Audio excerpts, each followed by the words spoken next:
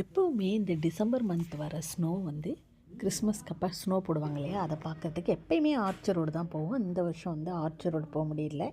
சரி, நியர்பை வந்து நாங்கள் சர்ச் பண்ணி பார்க்கும்போது தான் வந்து புதுசாக கட்டின உட்லி மாலில் வந்து ஸ்னோஃபால் இருக்குது அப்படின்னு சொல்லி போட்டிருந்துச்சு. சரி, நாங்களும் வந்து சரி ஃபஸ்ட்டு ட்ரை பண்ணலாம் அப்படி சொல்லி போனோம். பார்த்தா ஓகே தாங்க, நம்மளால் வந்து ரொம்ப தூரம் போக முடியல அப்படின்னா பசங்க கேட்குறாங்க அப்படின்னா நியர்பை உள்ள இந்த மாதிரி ஏதாவது ஒரு மாலில் பார்த்தீங்கன்னா போட்டிருப்பாங்க.